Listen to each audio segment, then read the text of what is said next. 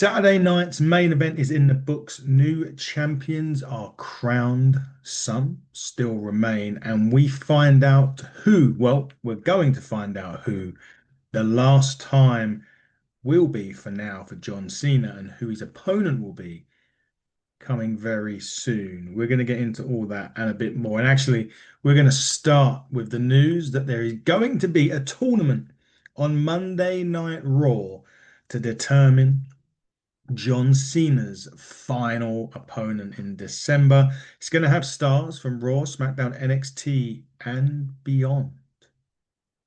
No, it's not going to be Adam Copeland. For those of you that keep putting it out there, he's not going to be a part of the tournament. He is not going to be taking on John Cena for his last opponents. The favorite clearly still is Gunther. It wouldn't surprise me if we see Joe Hendry in that tournament. Maybe a couple of TNA guys, but there is going to be a tournament that starts next Monday, the 10th of November on Monday Night Raw. John Cena is also scheduled to be at Survivor Series before, so he has another date on his tour before his last match. I mean, he's got 3 or 4 dates left on the calendar before arguably the greatest of all time. We won't be able to see him properly after that show. But who will it be? Well, like I said, the favorite is Gunther, but we'll find out who will be a part of the tournament. I would expect maybe have an insight this coming Monday, tomorrow night on Raw, where they may announce some of the participants for the opening round matches that start next week. Anyway, let's get on. Saturday night's main event kicked off with Cody Rhodes defending the Undisputed Heavyweight Championship against Drew McIntyre in a match in which if Cody got counted out or disqualified, he would lose the championship. Now, that's been building for quite some time. Cody has done a lot of things in matches to Drew McIntyre, which would have resulted in a disqualification. So thus that stipulation has been brought in. But if you know the WWE and you know how they work, you could have written this match yourself. It was always going to be written this way. Cody was never going to drop the championship, especially coming on first. That was you just weren't going to drop the championship, especially at Saturday night's main event. And that's no disrespect because we did crown a new heavyweight champion later on in the show, but we'll get into that. But you could have written this match yourself. What would normally happen in these matches are the heel would always try and get the face DQ'd or counted out. Drew McIntyre did just that. He done a lot of the time. But Cody on the outside, he was going into the ring, making the referee count. He threw Cody through the table. At one point, the ref Cody miraculously gets in at 9. And if you know a Cody Rhodes match and you know how WWE books these types of matches, like I said, you could have had a pen and paper and wrote this yourself. Every time Drew was using a cheap way out, Cody was coming back and ultimately wouldn't let him. And you know also that when they do these types of stipulations, the face always uses an object to win the match. And that is exactly what happened in this one. There was a ref bump. Drew did bring the championship into the ring, but it was Cody Rhodes that used Z Championship via a DDT to set up the finish. The match itself was fine, but you knew, anyone with an ounce of common sense would have known how this match was going to go, and it went textbook WWE style. Need I say any more than that? Cody Rhodes retains against Drew McIntyre, and it poses 2 questions, right? And they did mention this during the show. Who attacked Jacob Fatu? I'm going to put it down to 2 men. I'm going to say Randy Orton, and perhaps we'll finally get the Randy Orton Cody Rhodes feud, which everyone's been craving since Randy come back, really. That is a logical choice. The other choice maybe isn't so logical, but could make sense dependent on what they're going to do with Cody Rhodes. So obviously Cody, there's been some heelish stuff, won this match by effectively cheating. He won this match. So, you know, putting 2 and 2 together, his heelish ways, maybe he doesn't want to face Jacob Fatu at all. Did Cody Rhodes attack Jacob Fatu and put him on the shelf? Those are my two picks. Anyway, Randy Orton and Cody Rhodes. There's an argument for both of those potentially. Leave it up for you to decide who you think. But yeah, the match, I think I gave the match 3 out of 5 stars. The match quality itself was never in doubt, but like I said, it was textbook WWE booking. You knew, I mean, I knew, and I'm not that great. And if I know these things, you guys should have put two and two together and come up with a Cody Rhodes victory. So there we have it. Cody retains the gold on WWE. Uh, Moving on, the next match itself was for the Women's Intercontinental Championship. It was Tiffany Stratton. No, it was the Women's Championship these days. Tiffany Stratton, Jade Cargill, and for the Women's Championship. And Tiffany may or may not still be carrying an injury. I don't know. However, this was pretty much a bona fide squash match that gave the victory to and new women's champion Jade Cargill. Now, this is the way the WWE should have booked Jade Cargill to begin with. The one thing they did do, which they always seem to do when they nick the top stars, they've done it in WCW and they've done it a little bit here with AEW. What is their weak spot? And they hone in on that weak spot. And Jade Cargill really was still very, very green in AEW. The biggest thing that the WWE should have done back then was to stick her in developmental, give her some time to be trained by Shawn Michaels. I know it was a while before we saw her on television, but and we've done many a shows on here where we've said that she didn't quite do it. It's not quite working out. It's kind of now or never. And they finally thought, and I don't know whose idea it was, hey, let's book her like AEW did. It works, right? Because that's her strength. If you put her over, it wasn't a particularly long match. It was short, sharp, to the point. She hit her big move. She hit 3 power bombs. She hit Jaded. The match was over. That's a Jade Cargill. It is no different to booking Goldberg, really. How WCW did book Goldberg, shall I say. WWE, on the other hand, found his weak spot. After 5 minutes, he blows out his ass. So what so they've done it. Scott Steiner was the same. WWE knew longer matches wouldn't go very, very well with Scott, no matter who you put him in there with. And that's nothing to do with Scott Steiner not being good enough. It's just that's how he was booked, and play to the strengths of the wrestler, and they haven't been. They did now. So Jade Cargill is now the women's world champion, thankfully. Not thankfully, actually, finally. Time will tell how long the reign is going to be for. But in terms of booking Jade Cargill, that is it. That what they've done right there is how it should be done. Unfortunately, it's taken them about 2 years to book her correctly, and it maybe it was a test to see if she could do the full length matches with a lot of things going on. But it feels like Jade is quite simply, I'm not saying basic, but a couple of moves, 5, 6 minutes, maybe 8, maybe 10 tops. Hit your moves, get your shit in. 1, 2, 3. Don't think about shit. That's how I feel as if they're booking, and that's how you should book her. That's ultimately that's how she works. So book her to her strength. She is a great champion. She's got everything else. We know we've said this all along. She looks like $1 million or $1 million, whatever you want to say. She's got everything else going for her. And now she's got the gold. So will WWE use her correctly now, or will we still have this issue going forward with Jade? Hopefully, the WWE will know what to do with Jade Cargill now and will use her correctly going forward. But time will indeed tell. I gave this match, I think, 3.5 stars. I felt as if it was better than Cody one because it was booked correctly. Well, they booked correctly. It was how this match should have gone. Cody you know, when's Drew McIntyre going to get his time, right? That's the other side of that match. I just didn't really. It was just too safe. Booked it too obvious, really. This one, a lot better to the strength of pretty much both women, to be honest. Tiffany's a great athlete. She could go 15, 20, 25 minutes, definitely. Jade, not so much. But if you're putting Jade over, that's the best way to do it. straight to the point, bang, bang, bang, over. So it gets a higher mark than Cody and Drew. That may not appease a lot of you guys out there, but it is what it is. Sue me. You won't get anything for it, but there you go. Um, anyway, my favorite match of the actually, I couldn't decide whether this one or the last one was my favorite match of the night, but the Intercontinental Championship match was next. Dirty Dom Mysterio versus Miro, Rusev, sorry, versus Penta El Miedo.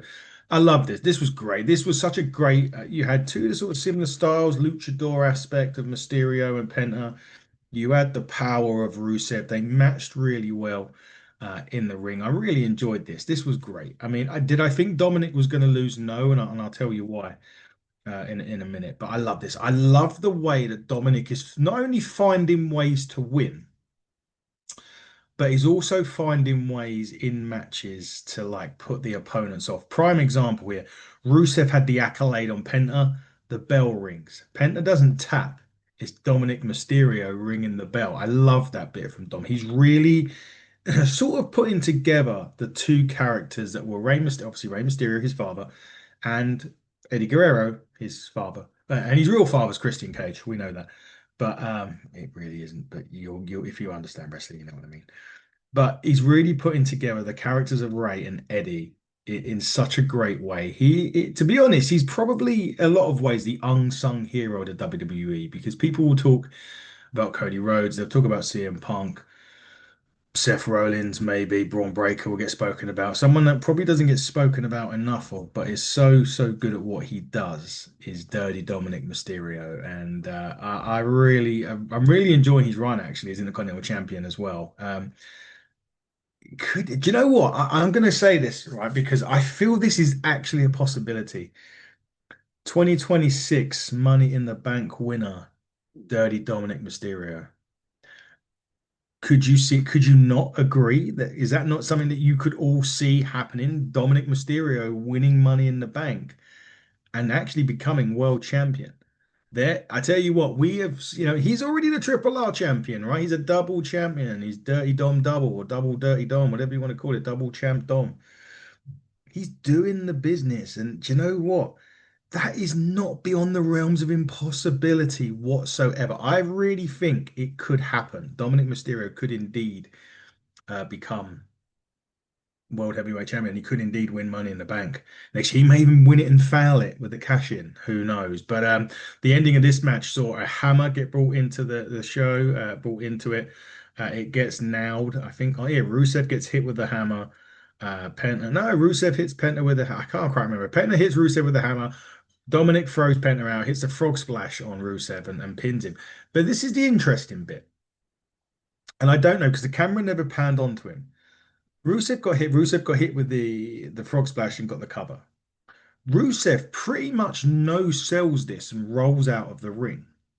You don't see Rusev again, right? You see Penta, he's out there holding his head and he's out there, he's out there. You can see the disappointment. And normally when these sort of matches, you pan onto the other guy and he's on the floor and stuff like that. Rusev isn't.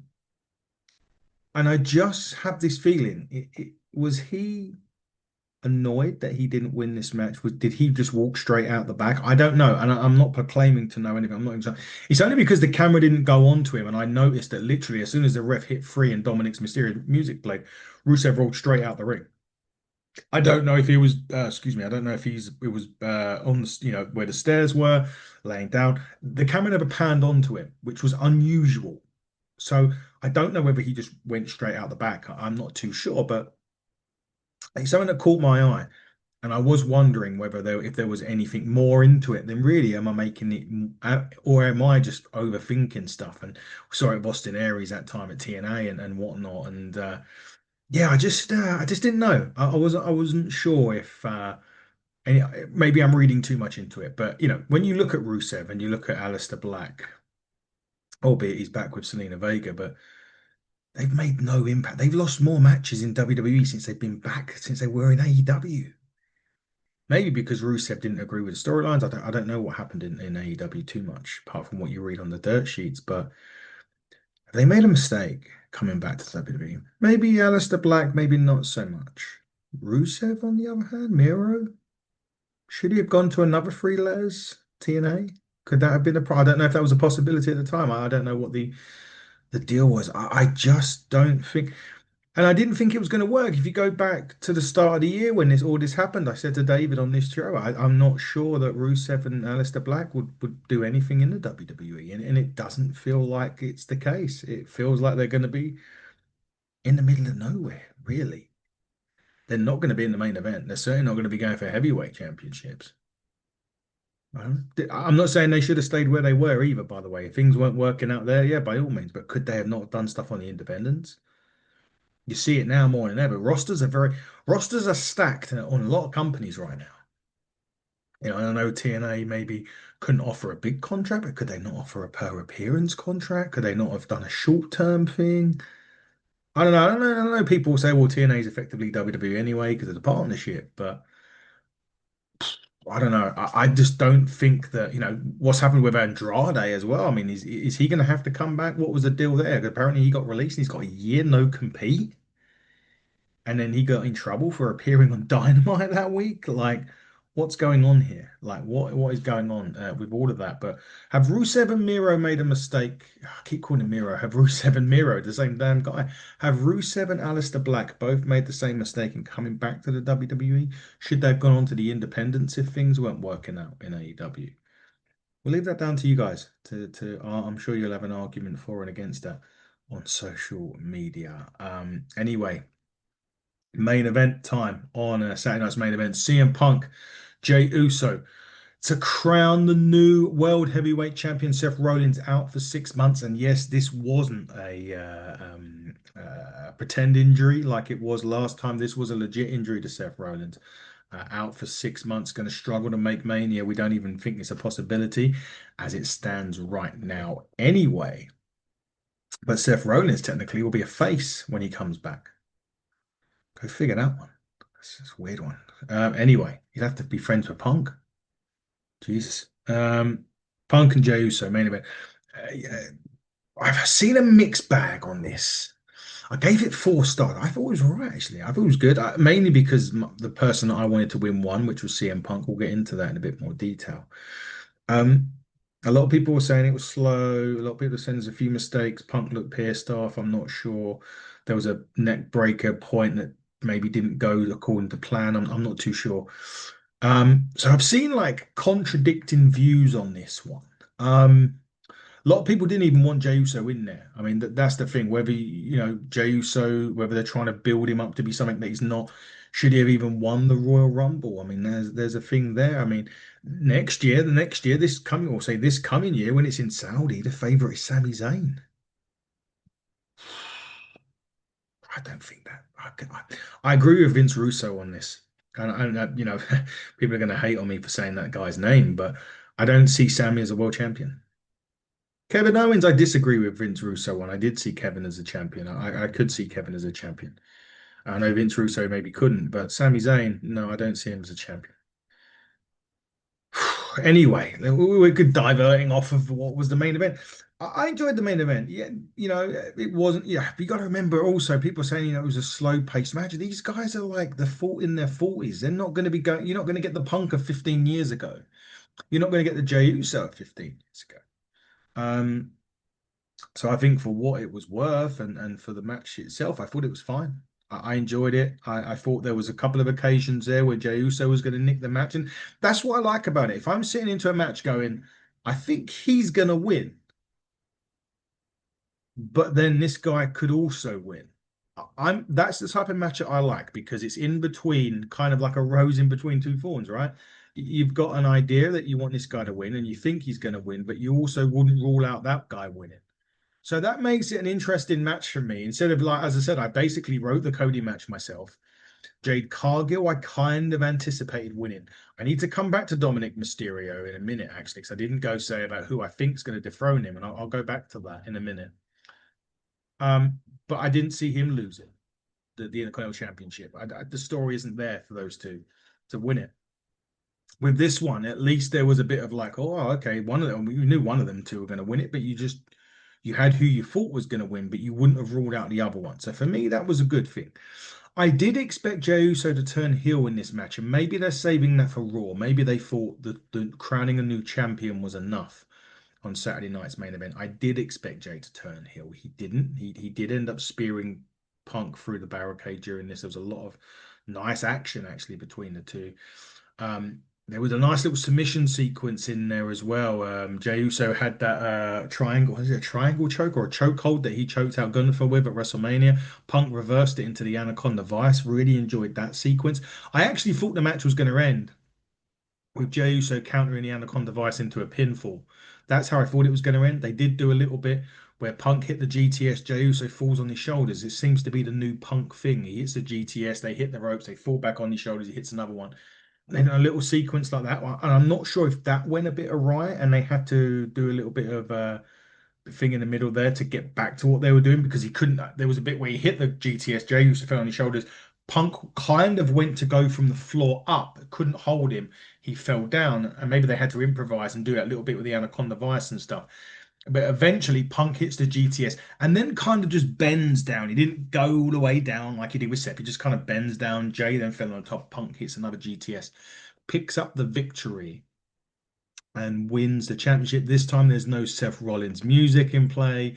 Punk is the champion. I'm really happy for CM Punk. I'm a big Punk fan. I don't agree with the stuff that happened in AEW, but I do always think that there's two sides to that. I'm not saying that Punk is not guilty for anything in AEW. I'm just saying that I feel as if the sides of the story that I've heard, I kind of believe Punk's more than anybody else that he may have said to Tony Khan, hey, look, you got to do something here because I don't want to have to do something, but if I do, you're not going to like how I do it.